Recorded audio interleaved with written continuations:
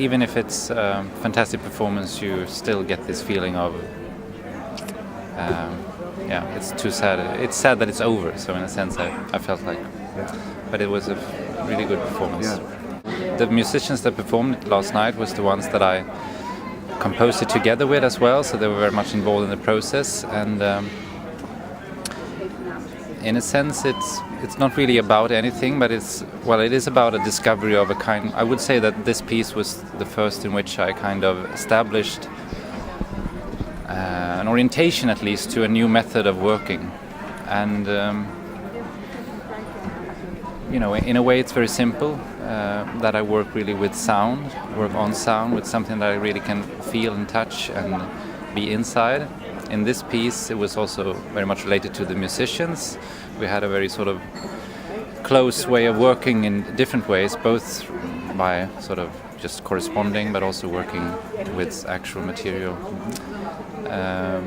But I think one thing that no one got to see during the concert last night was the program notes, and in that there is a metaphor that I've used, which I think describes the piece very well, even if it wasn't something that was totally on my mind while composing it. But it's this image of that Simone Weil has in Weil. I never know how she pronounces the name, but she reflects on something called metaxu, which Plato has, in which she says the image she describes is two prisoners on each side of a prison wall, and they are banging on the walls on either side of the wall, and through that banging they are communicating, in a sense. But at the same time, the thing which separates them is also their means of communication. So every separation is a link, and I think it describes how the piece is perceived very well. They are kind of trying to communicate with each other, the two musicians, and during the course of the piece, or I like to think of it, they are slowly building up something in which they can communicate within, in a sense. Yeah, the title is Order, and this part 1, and it's the first part then of a long cycle of pieces that I'm still working on. So it has grown, and it relates to a specific poetry collection by a Swedish writer. In this poetry collection, his intention, or so as I read it, is in a way to radically change his way of writing. And this mode of writing is somehow just let the metaphorical realities or the corresponding semantic and things like that just go away and just take words as matter, in a sense. And this has a lot to do with how I compose the piece as well, to sort of really go into the materiality of something. So that's how it relates to the title, in a sense. But I've continued to work inside of this poetry collection in this paradoxical way that I'm actually trying to really emancipate myself from language, to get rid of, in a sense, I think music is it's sound I should work with. We should work with sound, not with analogies to other things. Well, that's my desire. Your ambition or your striving is to emancipate yourself as a composer from language. Does that also mean emancipate, get free from musical language until you've reached a point where it's a sort of absolute sound just as a sound? Yeah, I don't want to be too... it can be very metaphysical. I mean, I think that there is a connect... I think when you work with sound, you have to create some sort of relationship with the sound, with the instruments. But with that said, I don't think that has so much to do with me projecting myself into the sound. I think that relationship enables me perhaps to work with sound in a much more common way, or in a way that is more sort of, I don't want the listener to take part of a self of me explaining myself to them. It's not the idea of getting into the material to present myself in that sense, but to present the sound, to understand what the sound actually is. You are from Stockholm, right? Yeah, I grew up in Stockholm. Yes. Yeah. You still live in Stockholm? No, I live in something called Göteborg, or Gothenburg, the international name. So on the west coast of Sweden. Yeah. It's not a much. I mean, for notated music, Gothenburg is not a. It's a much bigger city than Utrecht, but probably Utrecht has more terms of for this kind of music, this kind of experimental notated music in different field. There is a big electronic scene and a noise scene, I would say, in Gothenburg.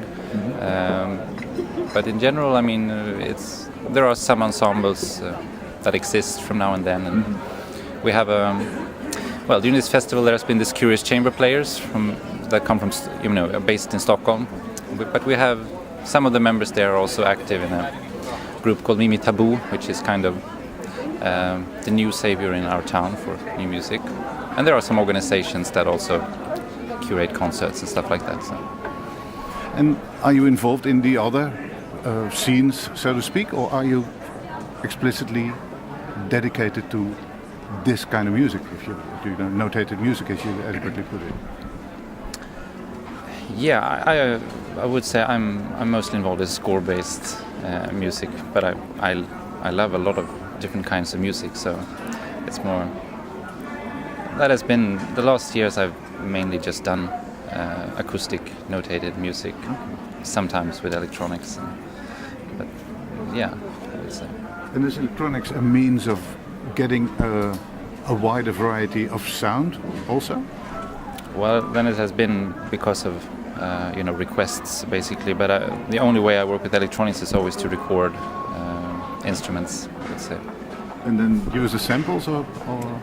Yeah, well, alter the sounds or yeah.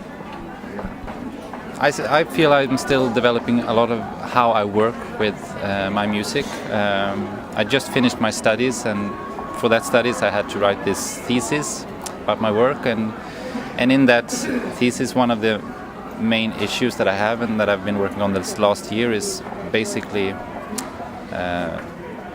in a sense to really work on performance inside my work, but also for me myself, doing video recordings of myself doing things and transcribing and stuff like that. And I really feel that is something that will take a lot of years to actually just to really experience and so actually honestly I think 5 years, hopefully I have reached longer in that to really work with sound, but also with video recording. Yeah, in order to transcribe what I do on the instruments. Right, okay. So you use a video as a means of, or as a part of the score, so to speak. Could you put it that way? No, but I use it as a mean to capture certain things in the score. But that's especially on specific. I mean, like percussion. When you don't, it's very hard to hear on recordings what you actually exactly did for a specific sound. Yeah. So that's. But also in order to collaborate with musicians. A lot of musicians that I work with are not in my town, but elsewhere. Yeah. And then it's also. It's not always, but it has been. It can be useful to sort of communicate what you want to get feedback, and because it's not that cheap to go to Spain or whatever to work with someone. Yeah. So. Black and white, I think you have to work with musicians. At least you have to work with instruments. But I mean, music is a form of communication in any way, and if you really want to have score-based music, you also have to, you have to have musicians that perform it. So. It gives you perspective as well as in terms of interaction with human beings, and it's such a big part of doing music to actually it's a humanistic experience, so in this sense I think you have to meet musicians. That's my opinion anyway. I basically work of course with noise-based sounds, and I think those kind of sounds require another kind of handling than an academic approach where you for instance can differentiate between categories of how you use them in themes and melodies, and when you listen in a different sense. While with noise sound you have to think differently in order to actually then communicate them in a sense to not only the musicians but to the audience and so on. And the ritual has been for me at least a very important way of trying to find the listening experience. And the result of this ritualistic approach, could it be that at one point the audience is going to how do you say, interact with what the musicians are doing. In other words, that the sound in turn will be influenced by what the audience is hearing or by what the audience is doing. Could that be a step? I mean, you mean that they should do something during the performance? Yeah. Whatever. I mean, the sound is too important for me, I think, to disturb it in a sense. Mm-hmm. But on the other hand, I don't have any opinions if you put the audience in a non-traditional manner. I think it would be very nice to have, in a lot of my pieces, to have the audience, in a circle around or very close to it. Mm-hmm. I think the idea of this perfect acoustical position to sit in is not something that I think is important for my music. I think it's to really experience also the interaction of the body and the instrument and the sound. Mm-hmm. And that is possible to experience in many ways in a concert location. But the idea of a very sort of, the traditional idea of really intense listening and the beauty of that I feel very strongly for. The idea of that has nothing to do with your question, of course, but it's common, of course, to now stage concerts in other kind of environments where you have a lot of distraction or that you drink or eat while listening and so on. And for me, that is, for me, music is so much more. I can't really focus in that way on sound. Some kinds of sounds, of course, some kind of music works perfectly like that. But my music, I would like people to have a traditional listening, or whatever. Thank you very much. Thank you. Thank you very much.